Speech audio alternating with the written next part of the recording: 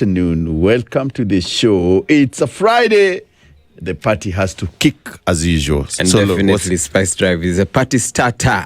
We're going to kick the party. Because it's a time when we want to tell everybody we are in town. We're in town. And guess what? Yeah. DJ Admin has given us full access. We have to really... when the admin gives you access... You really party hard. You party hard. So we're going to party hard today, this afternoon, because it's a day where we tell you, you know what? Relax.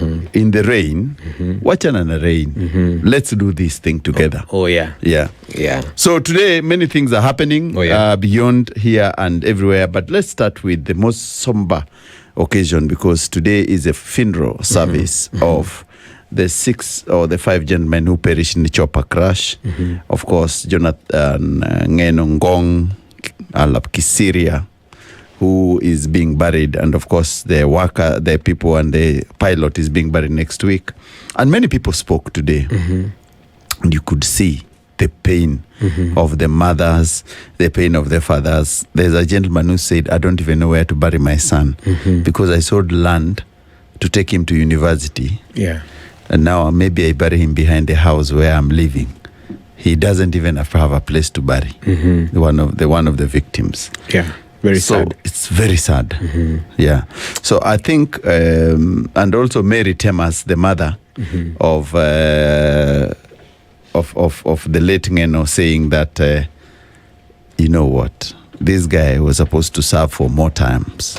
Then they asked the president not to allow the seat to move from his house. Wow. So something definitely is cooking, because when the family speaks, yes, and yes, she's speaking from the background of a very, very influential political family. Yeah. In that area. Yeah. So we don't know who is going to be fronted. We don't know whether it's one of the siblings, or we don't know whether probably is going to be the very young wife, because she has been on the forefront and everybody has just taken notice of her since his demise. You could not avoid her. It's very sad that very, very this sad. guy is passed on. And it reminded me of 2 iconic poems written about passing on. One of them is by Jonathan Carriera. Jonathan Carriera is a Kenyan poet who was born in 1935. He passed a few years ago. He was a master's and an English student at Makerere University. And he wrote something that for the grass will grow. Yes. And he says... I think it's the most iconic poem, yeah. Yeah, so he said, if you should take my child, Lord, give me hands and strength to dig his grave. Cover him with earth, Lord, send little rain, for grass will grow. If my house should burn down, God, so that the ashes sting in the nostril, make the eyes weep, then Lord, send a little rain, for the grass will grow. Oh, yeah. So he says, the grass will grow. Yeah. So it's if anything happens to him. And there's also one I love most, but this is My Heart Slip Up, by William Wordsworth. He says, the child is the father of the man. Oh, yeah. So my heart leaps up when I behold rainbow in the sky. So was it when my life began. So it now that I'm a man. So it be when I shall grow old, or let it be, the child is the father of the man. And I could wish my days to be bound each day by natural pity. William Wordsworth. The child is the father of the man. So it's very true, because like in African traditions, what we say is no parent should bury their children. Yes. And when we are talking about the themes of parents burying their children, we'll talk about reincarnation. There's communal grief. There's enduring connection, and sometimes even it's the most painful thing for the parent is actually seeing the body of the kid going 6 feet under. In fact, all parents hope that their children will bury them. Exactly. That is always their wish. But now, if you bury your children, it is the saddest thing. So we wish the families of Ngong and the people who perished, Poleni Sana, we are with you in this grief. And may God grant you gratitude and solace that beyond human understanding. We will always discuss many issues about this, but it's not the end.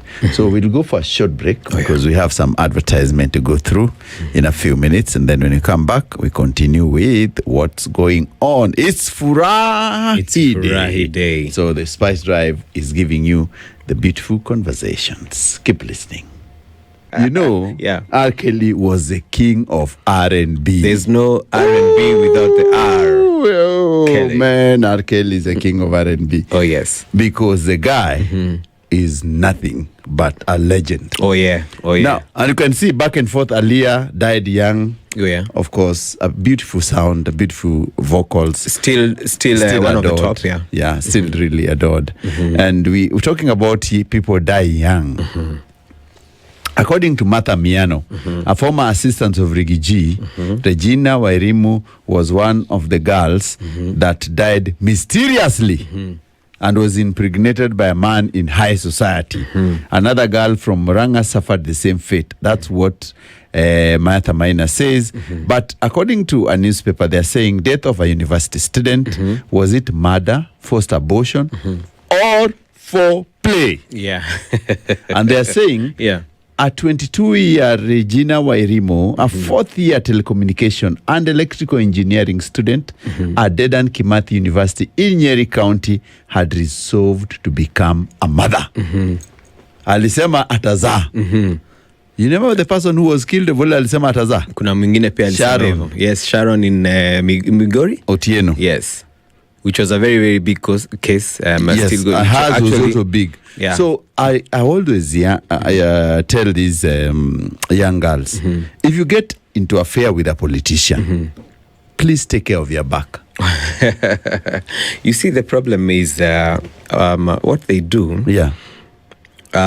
Is what in love circles or in physiology they call. You know how you tickle money and then you threaten.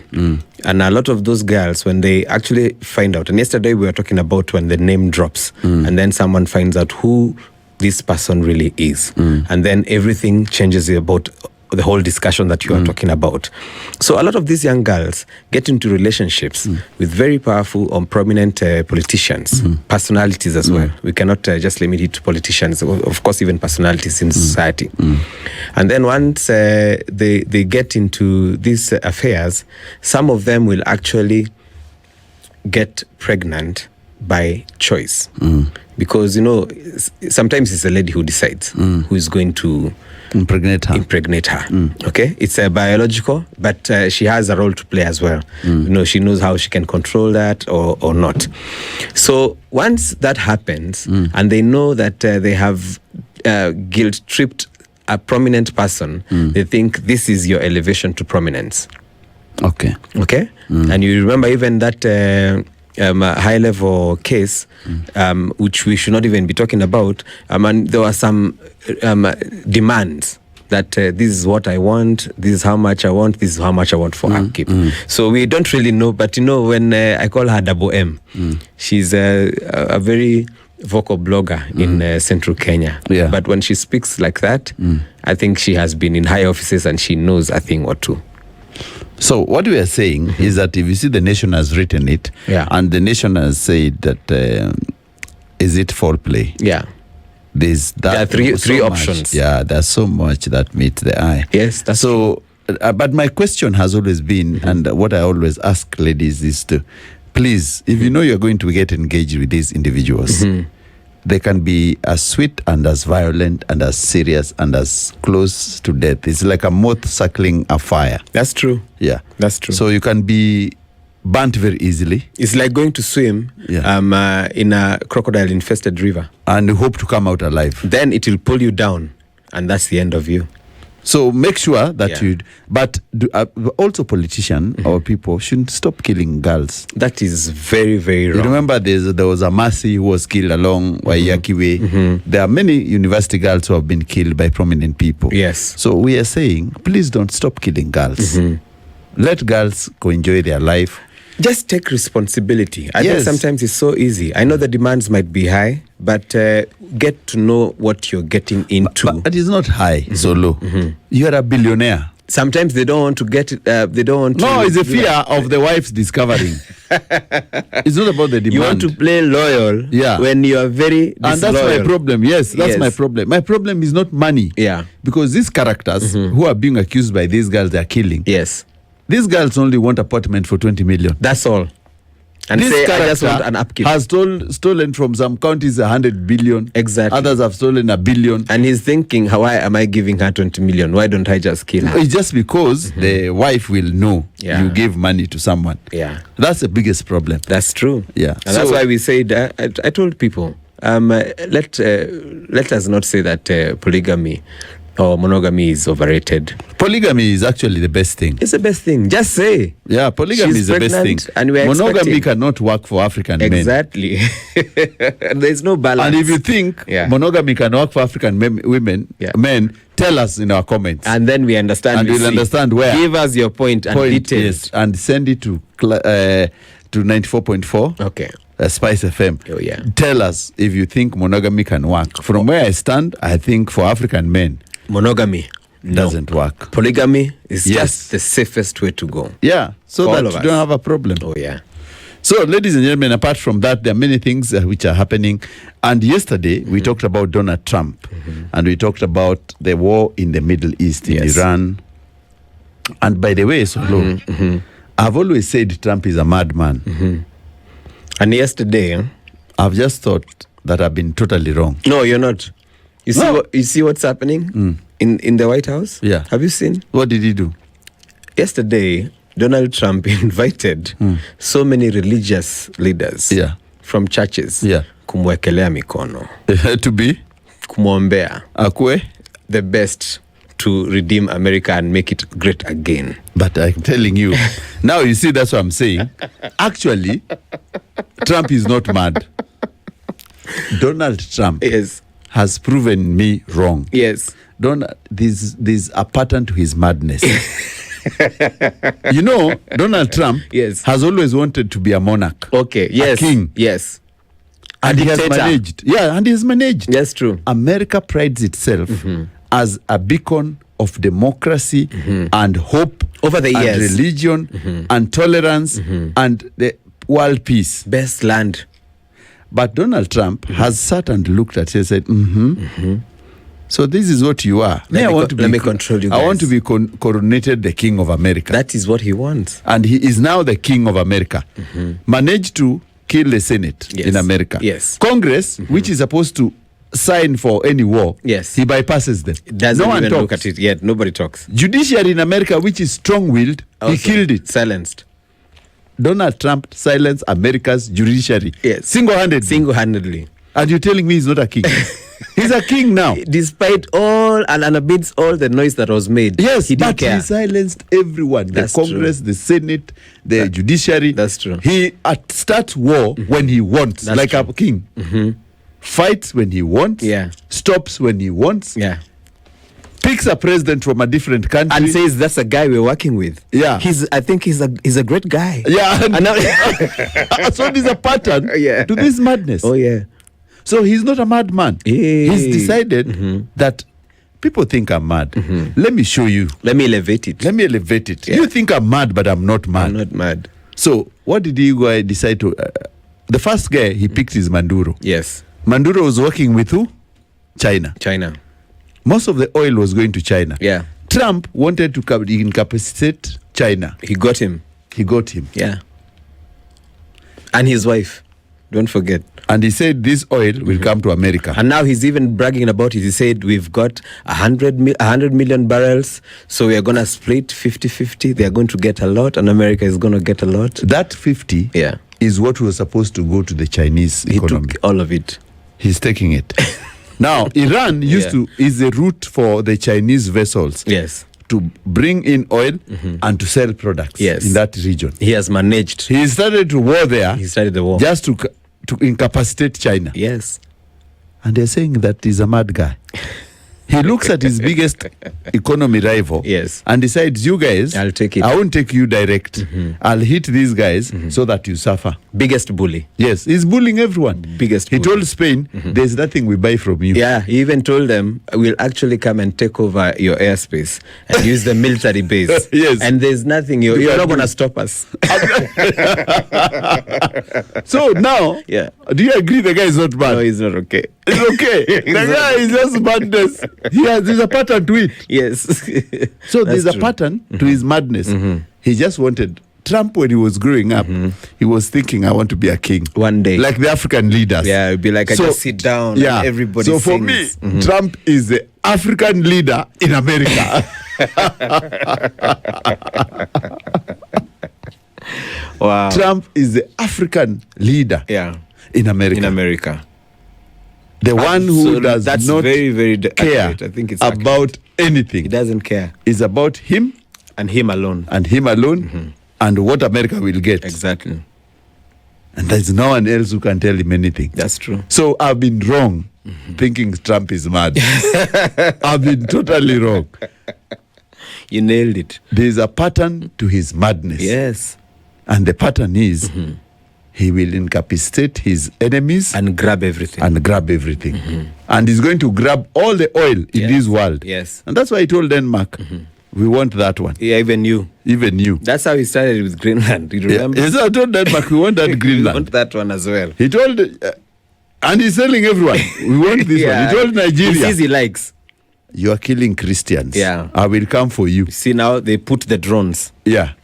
So now, Trump is not mad. Trump is just a guy who is a king. Oh, yeah. And he's the king, the first ruler of the world. You must give him a Nobel Prize by force. Now, when they refuse to give him, he'll create his own award ceremony. He'll kidnap those guys and create his own award. Donald J. Trump. DJ Trump. DJ T. Hey, man, the world where you are born, you are such a madman. Oh, yeah. God bless you. God bless you. And he says, God bless America. Yeah. God bless America. So, ladies and gentlemen, we're just talking about the impact of the war in the Middle East.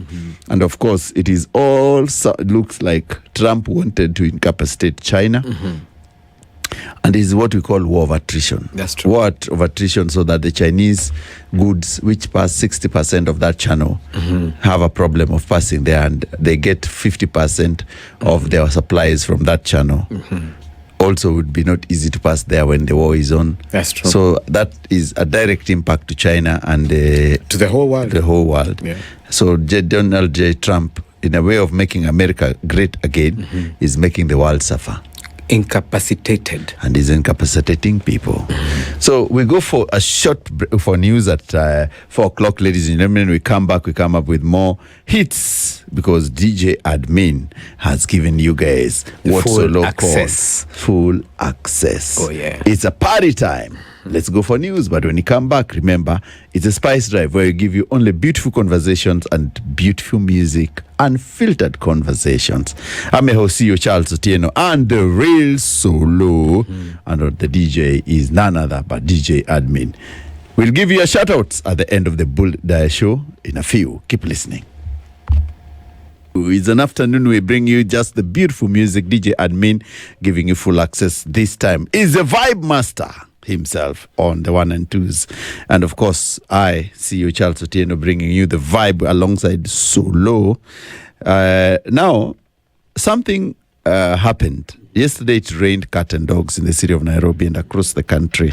And people who went for the burial of Ngong or Ngeno were forced to cross rivers, and some of them couldn't. Gumboot was on sale. Yeah. The only shoe you could wear is a gumboot. It's a gumboot. But vehicles were stuck. And the rivers were flooded. The roads were so flooded. So my question is, Kenyans, do we get ready for these rains, or it always catches us off guard all the time? There are two things here. Number one, sometimes the floods get us off guard because if you look at the situation that happened in Nairobi City yesterday, although it has always been said in political circles and sometimes when they're having those wrangles, they say that when it pours in Nairobi, expect it to be a lake. Okay, so there's so many places that occasionally flood. So many cars get messed up. So many cars get stuck on the road in the traffic. And unfortunately, even yesterday, pedestrians had to waddle their way to get to the matatus as they were traveling home. Let's go back now to the Rift of Kenya, where we know we have some places that have seasonal rivers.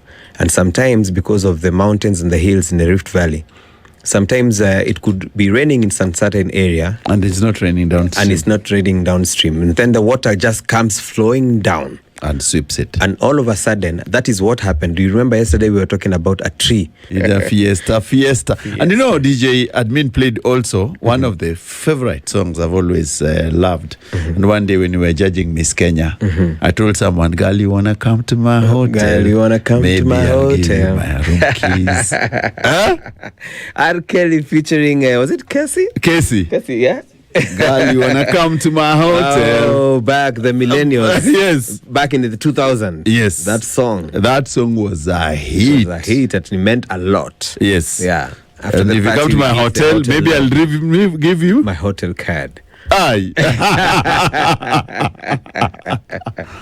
Of course, it's Friday. It's a lowdown. We play for you beautiful music and also give you unfiltered conversation. And of course, we were talking, and we cut solo short when we were talking about the impassable nature of our roads when it rains in the city and across the country. And we are warning you, Kenyans, if you are driving, please make sure that you take care of yourself because rivers and the rains are unpredictable, and we do not want you drowning in the seasonal river or being swept away by a flood or the bridges which are always swept away. And of course, those drivers who are too daring to see that there's a swamped area with a lot of water, and they think that because you're driving a big machine or because you're driving, you think that the car can actually just cross through. Remember, you're not rocking a boat, you're driving a car. And the water can be massive and it can be very dangerous. So take care of yourself, ladies and gentlemen, because we don't want you to lose you at this time.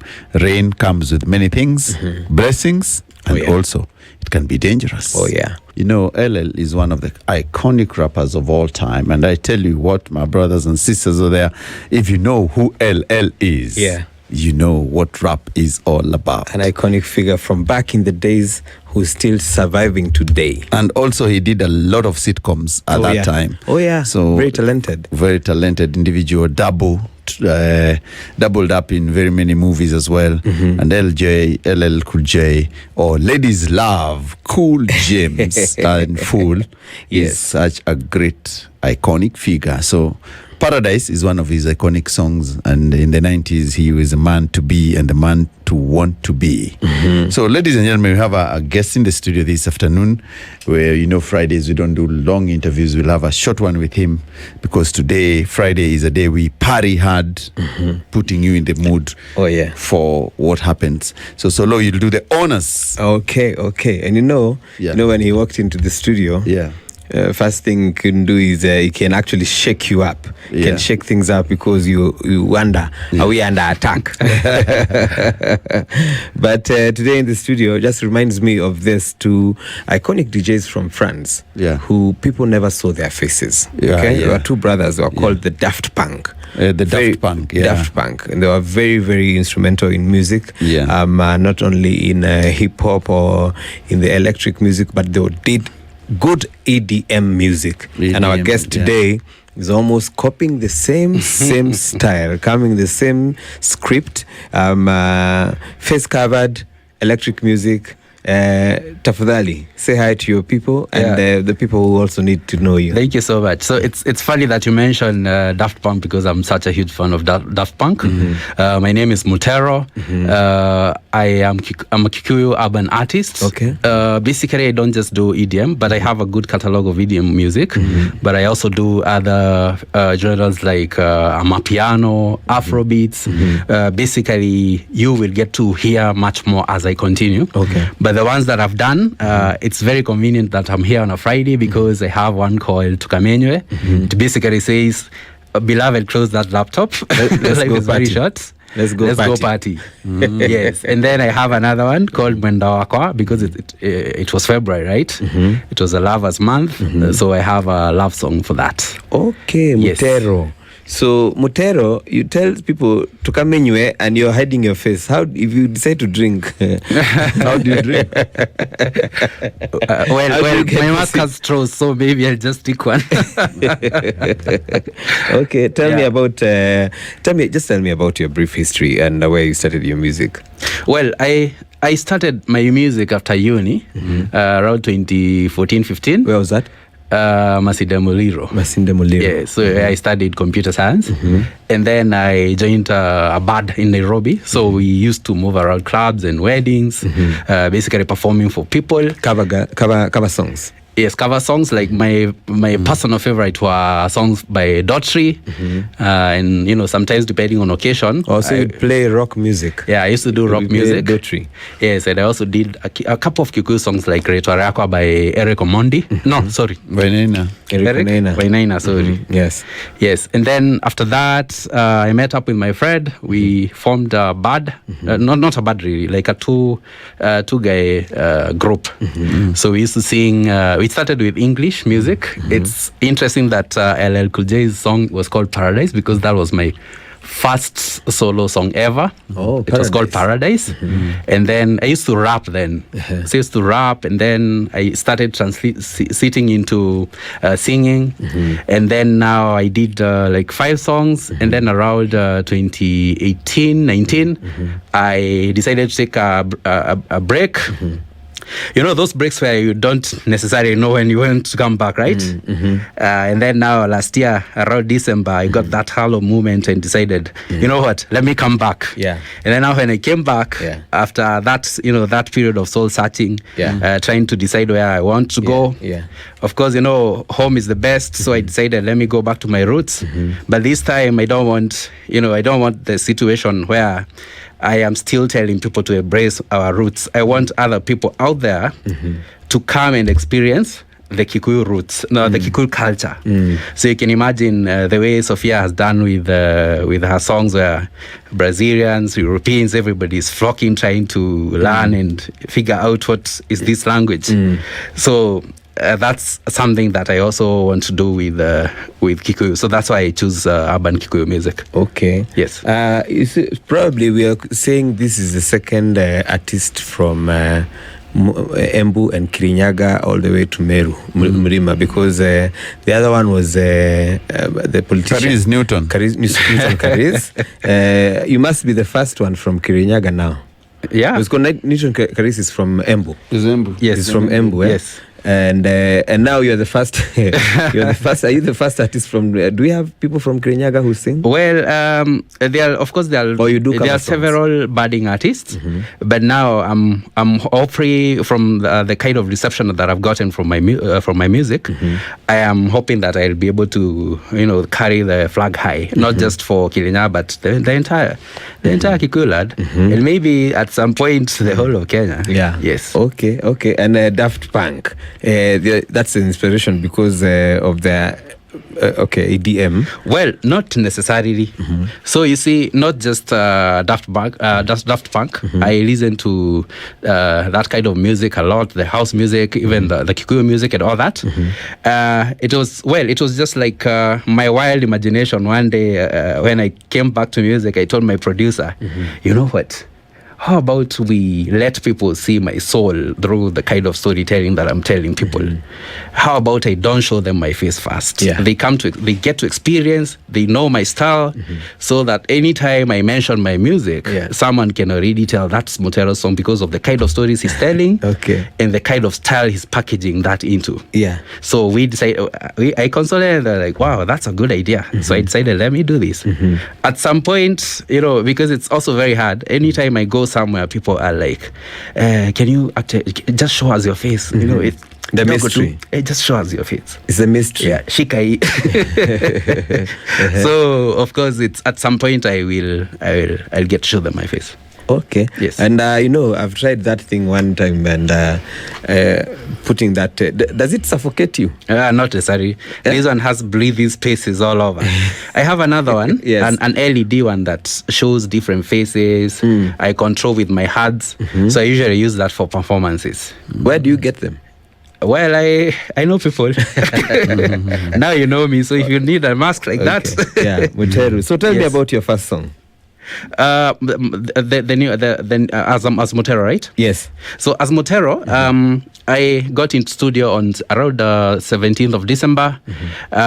It's funny because when I went to the studio, there's a song I was thinking about. We got to the studio, we never got to record it, and then one day I was just going home. I thought of a song, and then I was like, wait a minute, it's December. We are talking about, just having some good time. So I went to the studio. We created, a very nice song.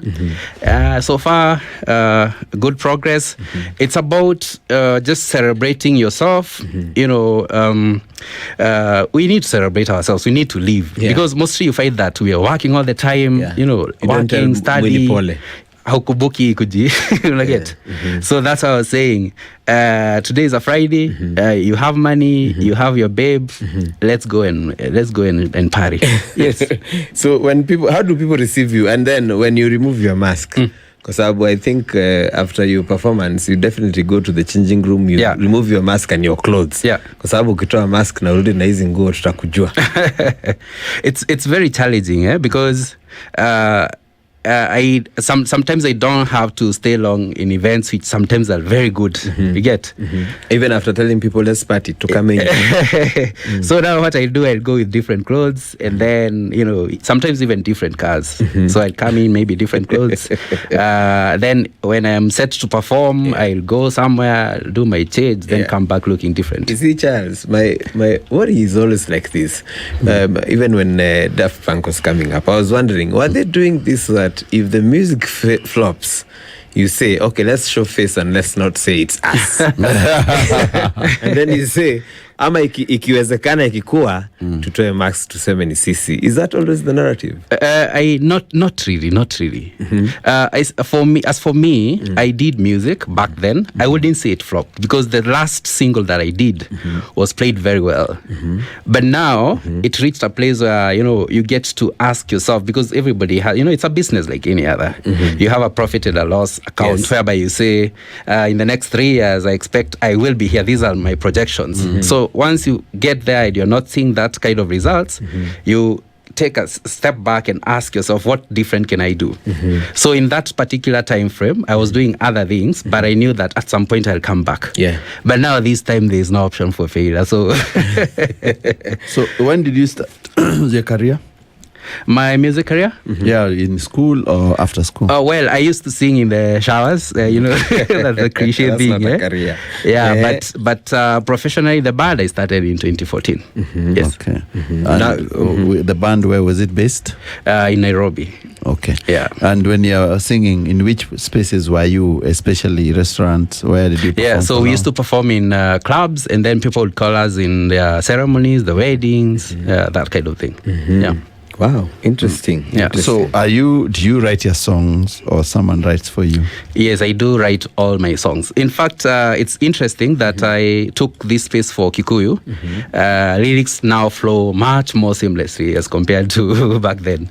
So like I got back to the studio on 17th of December. Right now I have like a whole catalog for the entire year, releasing music month by month. Like for next month, for this month, I am releasing 2 singles on Saturday next week. Oh, and then I want to do that trajectory for the rest of the year. Why did you settle for urban Kikuyu? Was there a gap? Well, you could say there's a gap. One, but again, when I did Tukamenywe and Mwendo Wakwa, they sounded so good. Like, what? This thing is so good. Like, I want to do much more of that.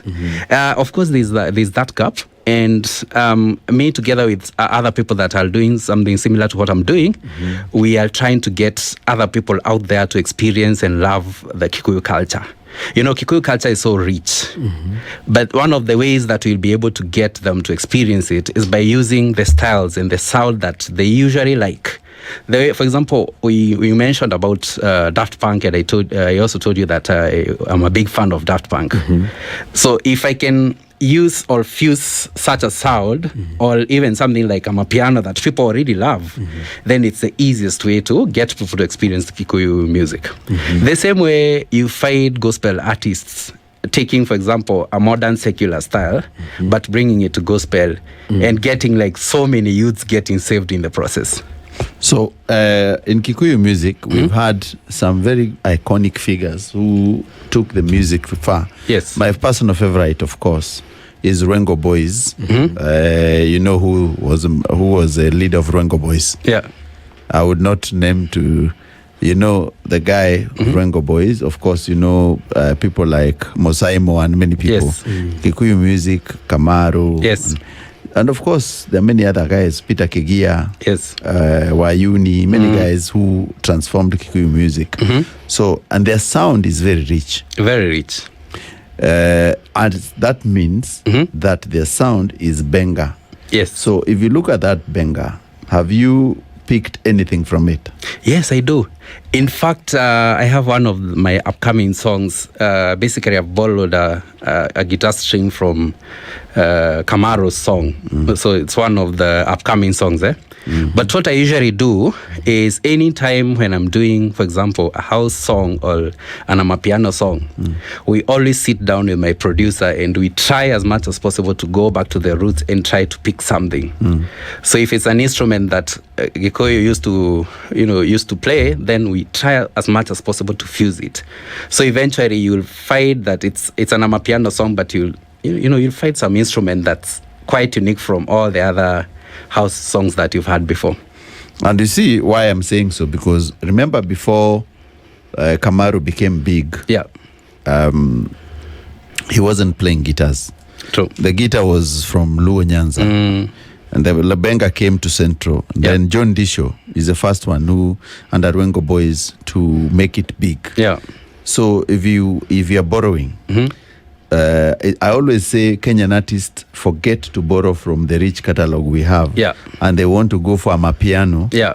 Yet amapiano is created in South Africa. Yet True. we can create our music from the old classics. So how will you use the old classics to make it even bigger? Well, that's in the works. Like I mentioned, I'm sampling, and I'm also, using some of the styles they've used as templates.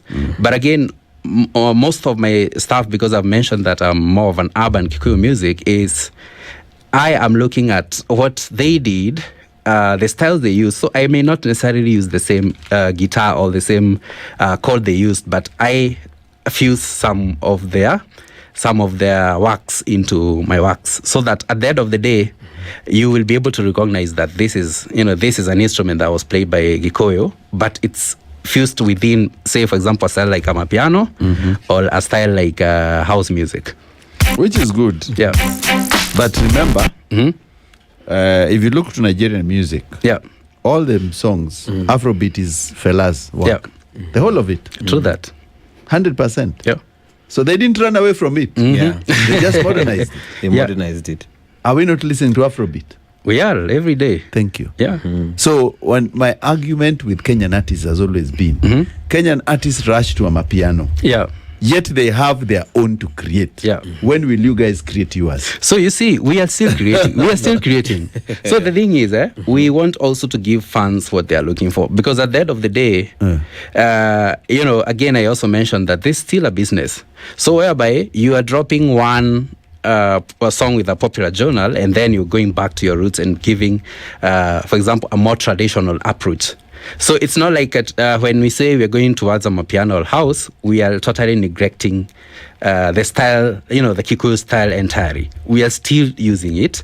But now what we are doing is we are fusing it with other styles. Because again, you want people to get to groove to your music as well. Listen, Ohangla music, which Prince Inda, the rest are doing. Yes. 10 years ago was not sounding the same. That's true.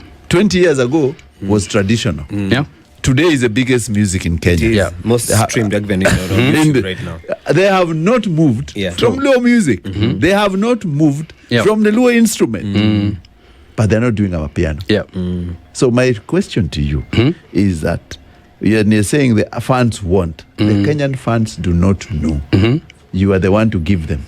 So I think another point that I may mention to you is people are still doing it. So for example, if I look at like the artists that who are singing Kikuyu music right now, you find like there's still a very huge percentage of people that are still singing, for example, Mugithi. They are still there, right? And actually, it's still the most popular music. Mugithi is still most popular Kikuyu music right now. And people are still infusing, modernizing it. It's still there. You get? Actually, the lot of us now who are coming in with Kikuyu Urban are fewer as compared to the guys who are doing Mugithi. So I don't feel like it's a question of whether we are going towards that direction. Because at the end of the day, you see, for example, if you look at, for example, Luo music, there are some guys who are still doing the traditional music. There are others who have modernized it, but still you're finding other guys like the likes of Okello Max who are now doing like entirely different approach. So now that's where I come in. So you'll find, for example, in 10 artists, Kikuyu artists, 7 of them are still doing Mugithi. And it's booming. Like every weekend, if you go to any club, you'll find them like the music is flowing, right?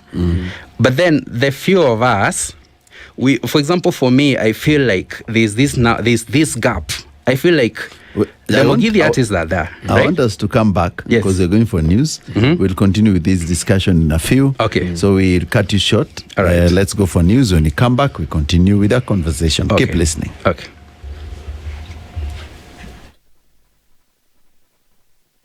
Keep your heads ringing. That was so creative. Ding dong, ding dong. That's how it rings. I see Dre is one of the foremost producers to ever grace music industry. Oh yeah. And of course, after he left Death Row Records, he formed the Aftermath Music. Aftermath Records. Of course, the guitar riffs are always iconic, and his piano is legendary with his piano. Gifted. Yeah, totally gifted. And he's the one who created Death Row from scratch, and also the main producer for NWA. All the way. So if you love NWA from Compton, straight out of Compton, then you know that love Dre. All the way from the streets, and now a billionaire. Yeah, it's a Dre Day and Beats by Dr. Dre. Oh, yeah. So, ladies and gentlemen, we want to wind up our interview because Fridays we don't like long interviews because it's a day for you to enjoy the music and have fun, and also put you in the Friday and tell you what's happening on our roads, because traffic is key to us. We want to know whether the rains are pounding you wherever you are. But also we want to tell you that it's a day to enjoy, have fun. So we are in the studio with Mtero. Mtero is an urban Kikuyu artist. He's been telling us his journey through music and what he's been doing and what's up. So in a few minutes, we just want to ask him, so what's the way forward, Mtero? What do you expect from you? And where do you see yourself in the next 5 years? Thank you so much for that question. So like I mentioned before, I have a catalog of music planned for the rest of the year. For the next upcoming music, I have 2 songs that I'm releasing next week on Saturday.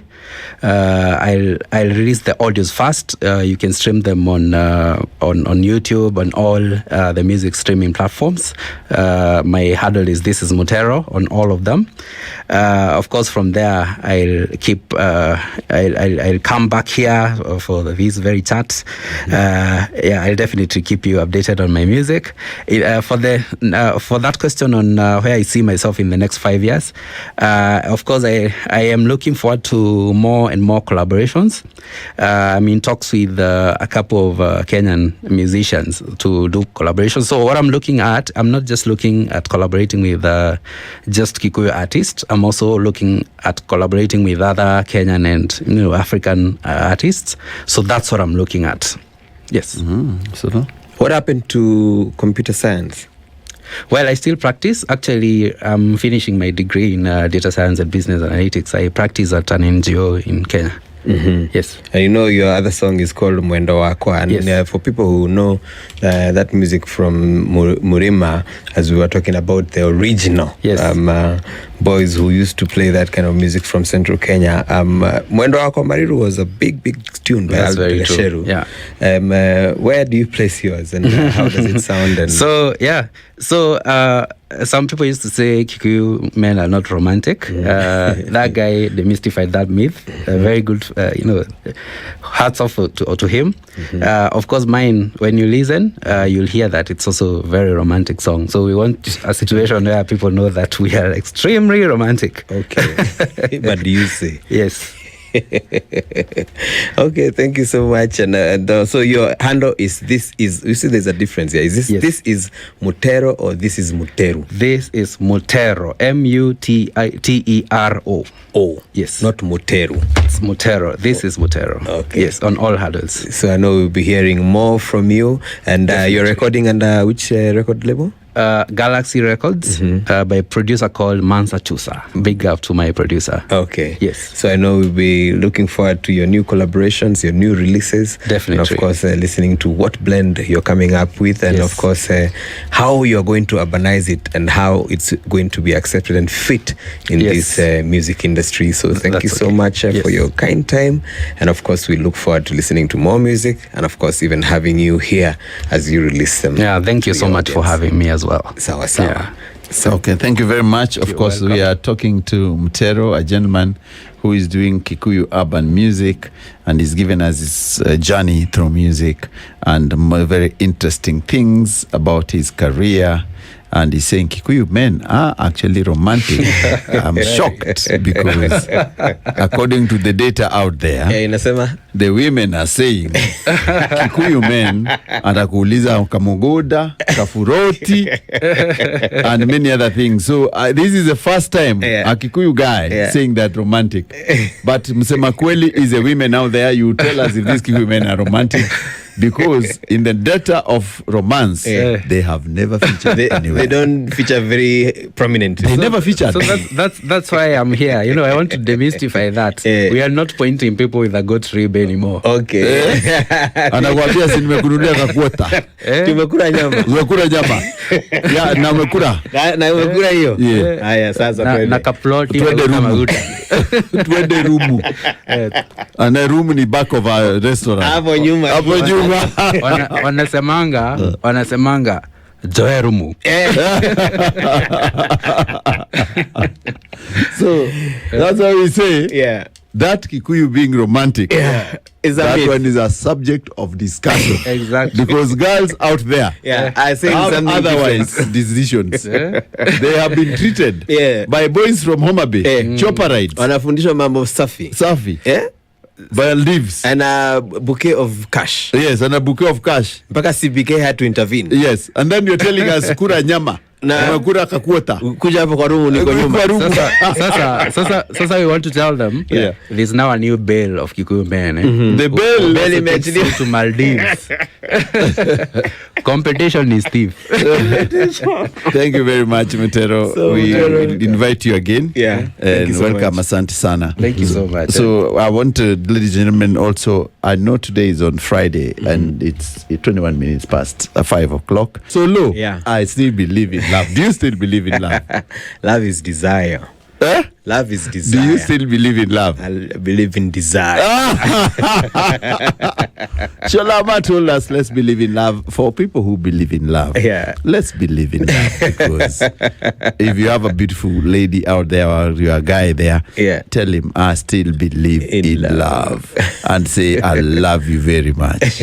Because, you know, you are my Gederi. Because today is Lent. Yes. You can't eat meat. Okay. If you're Catholic. Yes. So you just say, I still believe and I'll eat njahe together. How many more days to Lent? Because I know for Ramadan we are halfway. Yeah, it's sometimes some days. So it's a few more days, maybe a week to go. But people who are not eating njahe is State House. State House are eating... They are eating meat every day. Yeah? State House? Yeah. Of Kenya? Yeah. Those ones are eating ribs every day. Hakuna Lent? Hakuna Lent. Kenyan State House, there is no Lent, my friend. What is happening? You see, State House... budget doubles to 17 billion, higher than the White House. And State House budget for the current financial year has doubled to 17 billion, soared by 8.242 billion. An increase of 8.42 billion. Because what's happening, really? Because people are not eating jahe there. There is just nyama and opulence. And opulence. And flowers. And I'm telling you, for it's higher than White House. You know, this is unbelievable because the way that budget is scaling at White House, just the one we see here when we pass by the State House Road. Yes, the budget is bigger than White House or America. 16.9 billion. It's actually 17 because billion. It's 999. That is almost shilingi. Ni hivyo tu Waindi wanatudanganyaga kwa maduka. That is wanakuambia shati ni 19,999. Asema iko discount ingia nunua. But it's not 2,000. Anakuambia ni 1999. So when you finish, they give you a shilling. What will you buy with a shilling out there? But I'm really questioning why we are actually being this exorbitant because that is almost an amount that can facilitate a whole county. There's a county that is running on a budget of 17 billion in this country. And that is what State House has doubled their budget to be.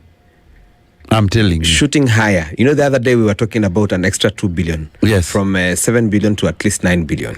So now we have gone to the extent of 17 billion.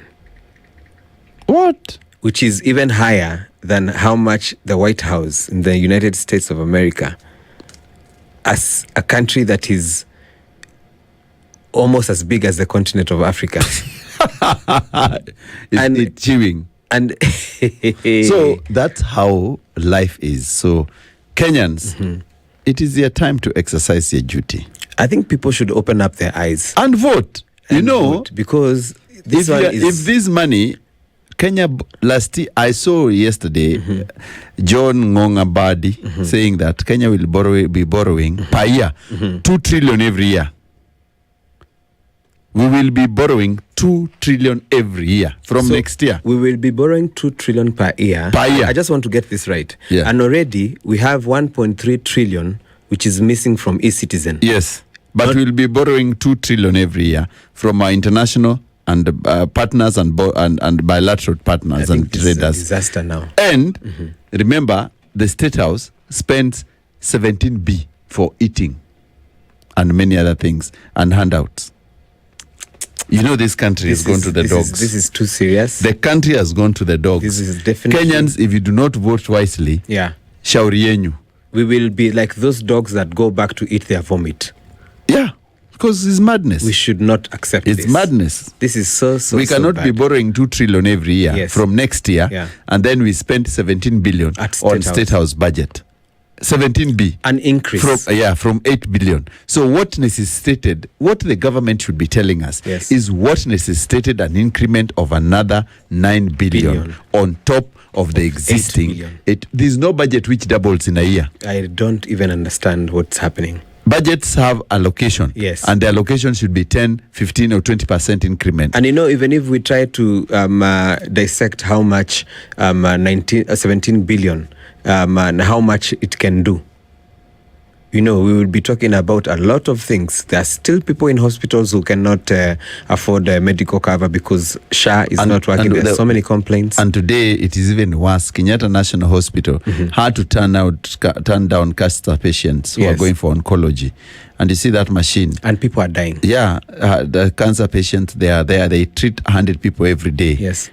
Through that machine. So today they had to go back home. They had to go back home. Or seek alternative treatment. They can't get extra alternative. Money. Because you cannot go They only get it at Kenyatta. That's the only place you can go. Yeah, you can get the oncology. This is so bad. So we need to think about ourselves. Oh, yeah. If Kenyatta National Hospital, the biggest referral hospital in Kenya probably does not have 2 machines, have one. It breaks down like today. Yes, all the cancer patients did not receive treatment today. And then yet Kenya is spending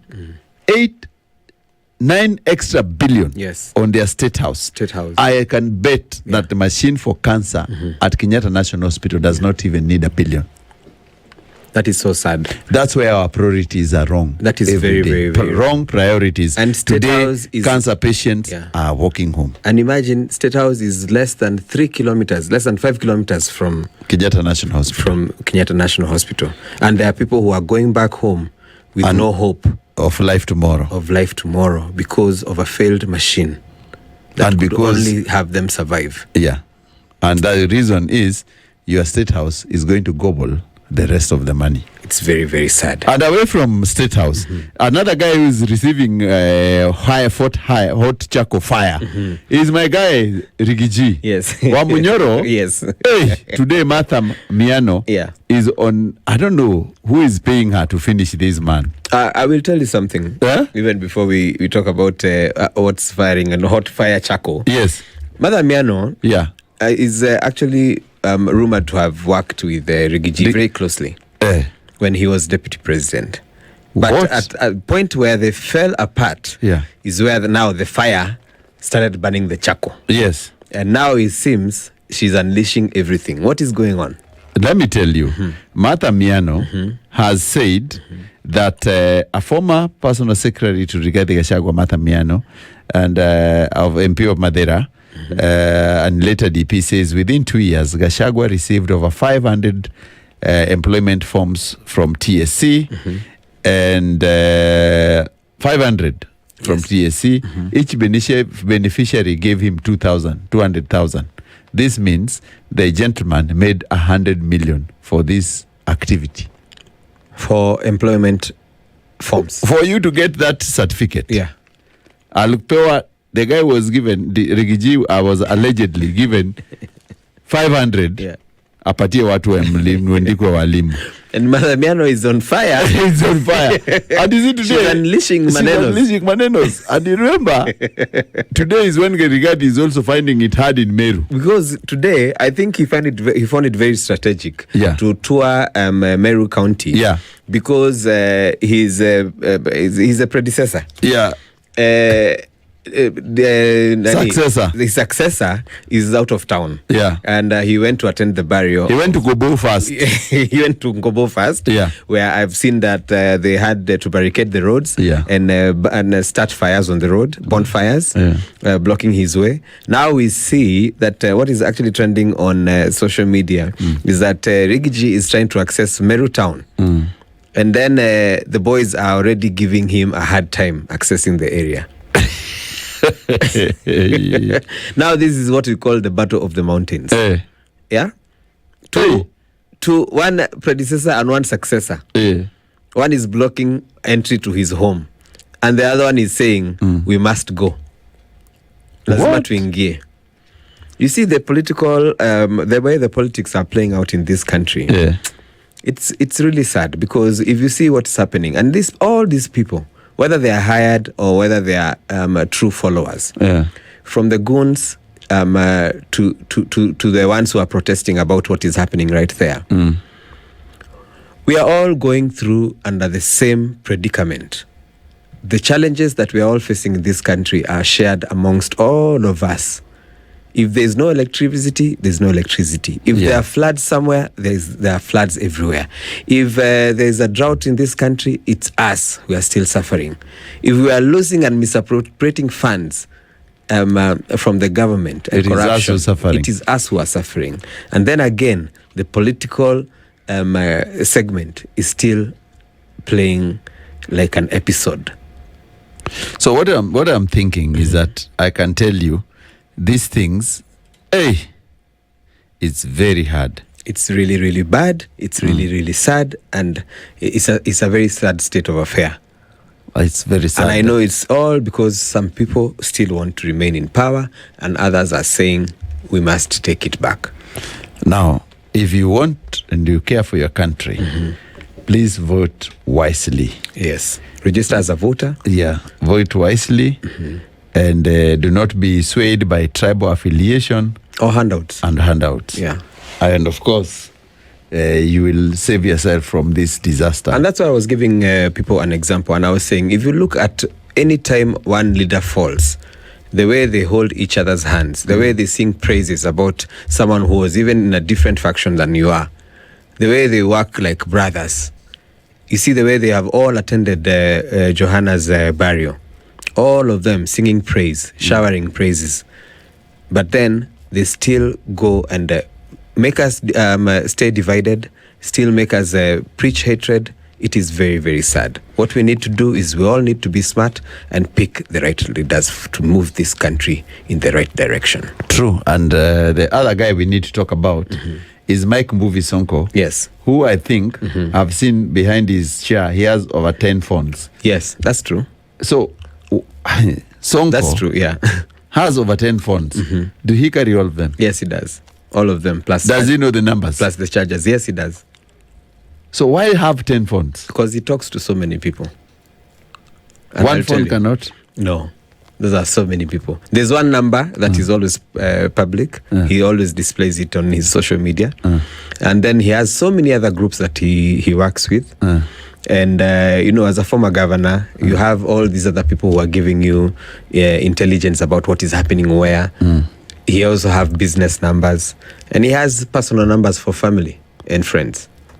So how many phone hand gadgets does he have? So what I've ever counted, personally, more than 8. 8? Yeah, or more. Hey. Plus the power banks. Sonko is a moving phone kiosk. It's an accessory. It's an accessory shop. What the hell is this? And guy? all of them are very expensive phones. I can see saying that he has so many phones, but he knows them all. No, he knows all of them, and he knows which one is ringing, and which one has priority, and which one he will check later. What? Yes, it's an organized management.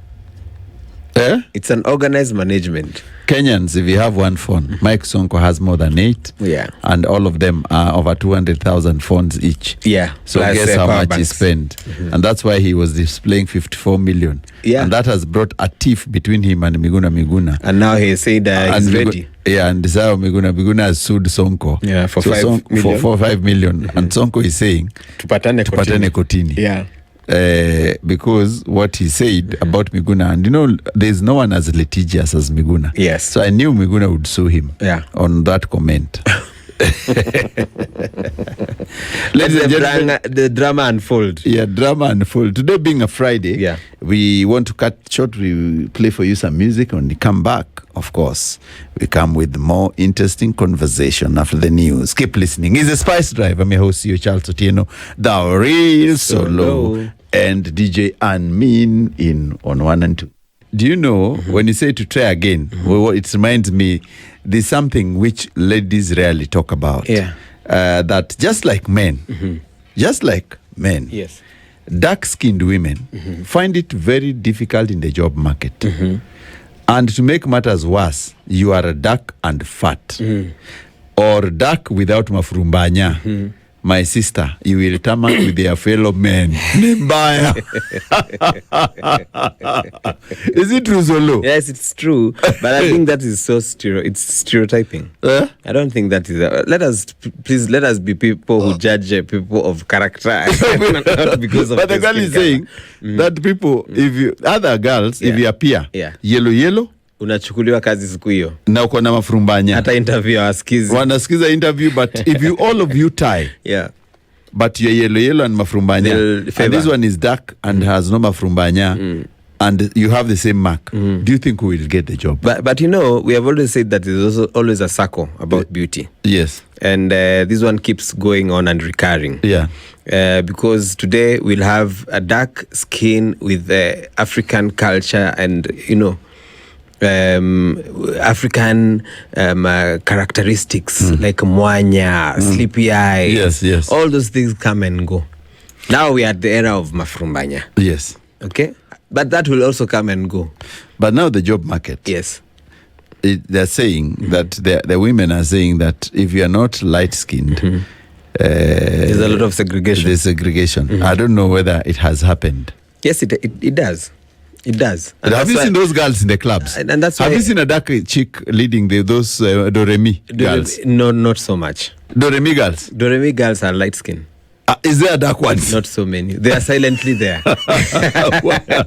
Silently. The Do-Re-Mi girls? A lot of the club owners? All of them are light skin. And that is why you're seeing there's so much pressure in this fashion industry. Then that's why we're seeing more and more girls taking skin lightening products. Because Do-Re-Mi girls, if you want to get a job as a you have to appeal. As a hostess, you have to look maziwa. Wanataka maziwa.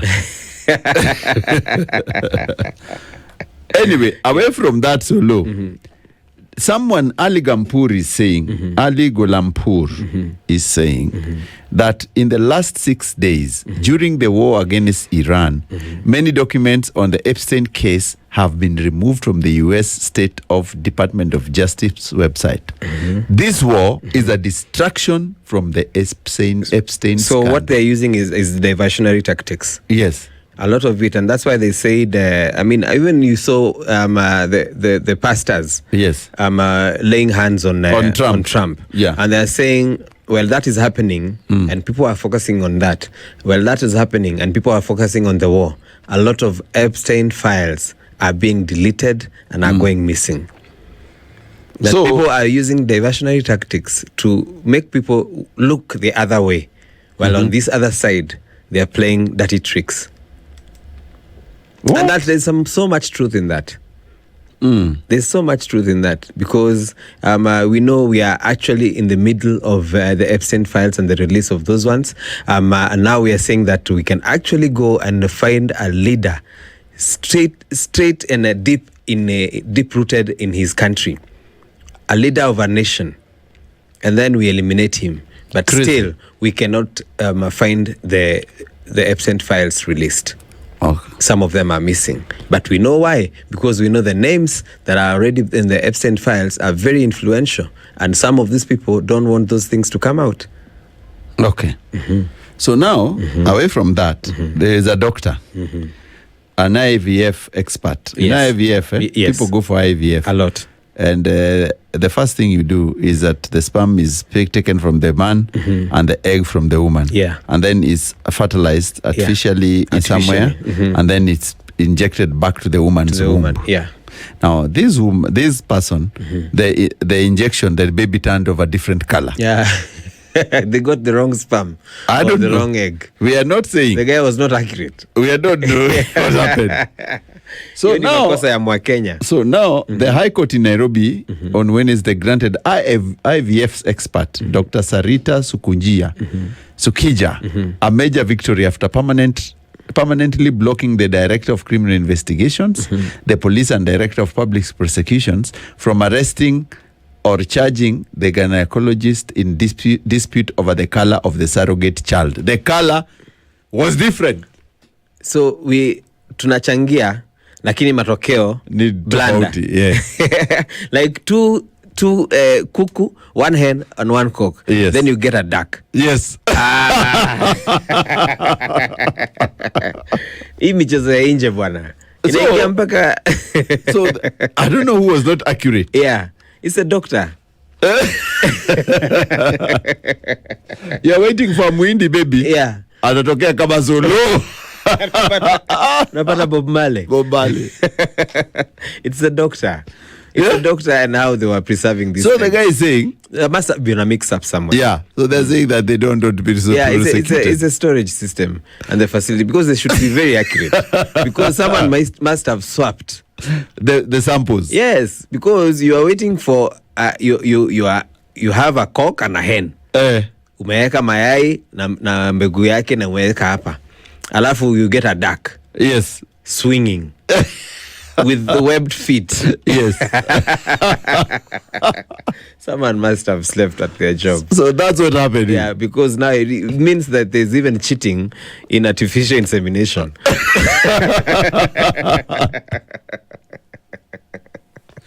So that's what's happened. Mm-hmm. So this guy is saying, hey, no. Me, I told you, my baby, it cannot be this color. Bob Marley. No, they need to insert cameras there. And then, but definitely there's someone who swapped this.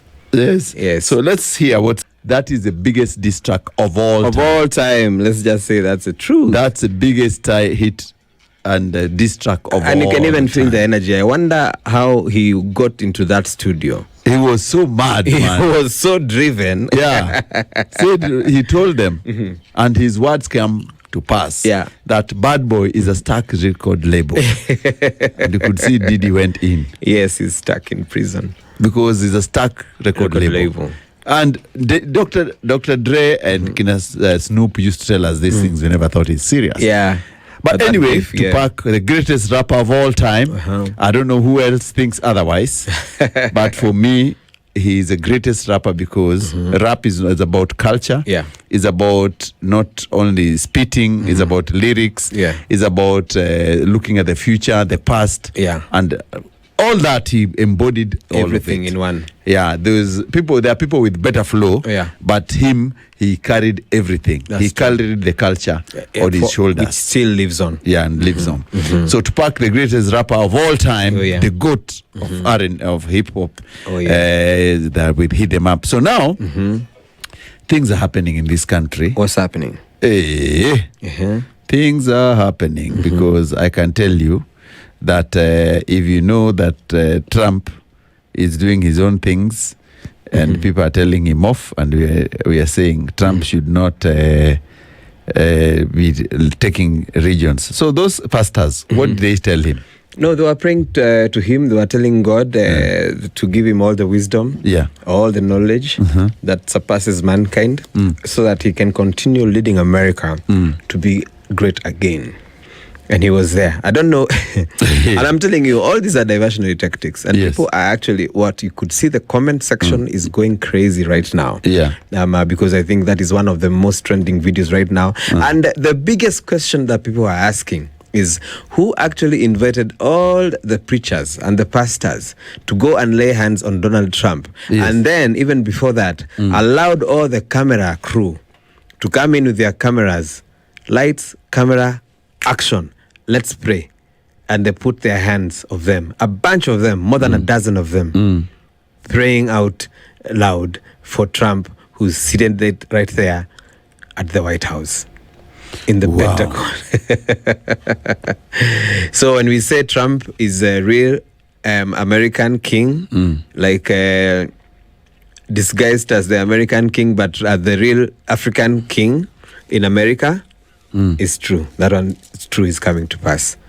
So he allowed all the pastors to come in, and they are praying for him, and they have put his hands, or their hands on him, and said the prayer.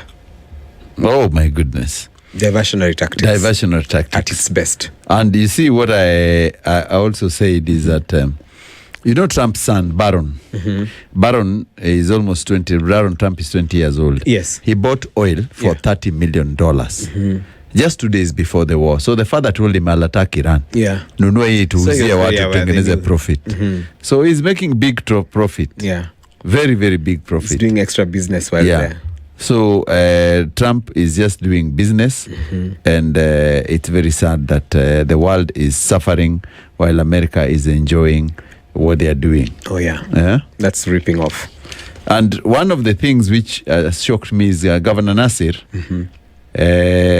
yesterday. He joined Mjengo workers for a meal. Alikuwa ameenda kufungua nini huko. Anakula madondo. You know chapo nusu? Chapo nusu, chapo dondo. Chapo dondo. Ndio huyo amekata chapo dondo nusu. I told you. Na ka avocado. I told you. Yes. As we near to the elections, yes, all these politicians will still use the same tactics that they use to gravitate themselves closer to the voters. Yes. Well, at the same time, nothing is happening. What is the state of Mombasa right now? Have you seen the floods? Have you seen what is happening in Mombasa? No. Crazy. I mean, all those things that are happening, but you want to act like you are a man of the people. So now they're eating. Naona ugali surwa na chapati. They will do anything. Yeah? They will do anything. Kenyans, your MPs will cheat you now. They'll eat with you. They will eat with you. In a kibanda. Yeah. After misappropriating a lot of money. And then you'll agree. Yeah. And you'll say, this guy is down to earth. Down to earth, my foot. My foot. Down to earth, my foot. These guys are using you. They're using you. Please, and you are don't be fooled. Yeah, don't be fooled that my MP is down to earth. Hata tulikula naye madondo. Haya, utaendelea kula hiyo madondo. Uji kwake anakula nini? We said there's that legislator who was being ferried by the driver. Yes. And after eating a 4-course meal and a Bell beer, when they are driving back, he saw the driver yawning. And he asked him, did you have anything to eat? Yes. He said, no. No, and he said, me too. I've not eaten. I've not eaten. That is the same thing. So Law is quoting Building of the Nation. Building of the Nation. By the writer. Yeah. Henry Barlow. Henry Barlow, Ugandan, said, Building the Nation, he says, African poems and short stories. Yeah. He says that I drove the PS to the Vic. Yes. And they were on the menu. There was a 4-course meal. 4-course meal. Yeah. And a beer, Bell beer, cold beer, to wind down the laughter. Yes. And when he came, he asked me, "Have you had something? Have you had lunch to eat?" He said, "No, I'm slimming." He said, "Me too." Me too. It's a lie. Don't be fooled. Don't be fooled. Don't be fooled. It's a thuggery world. It's a bandit world. It's Friday. Just what you need to do. Fasten your seatbelts, tune to 94.4 Spice FM, listen to us. We are good company as you go home. For now, let's invite our super DJ to wind down the show. But from us and Solo, we just tell you, what do we have to say, Solo? Enjoy your weekend. And remember, every sunrise is a second chance to live. Sunshine to shine. All right. Adios. See you next week.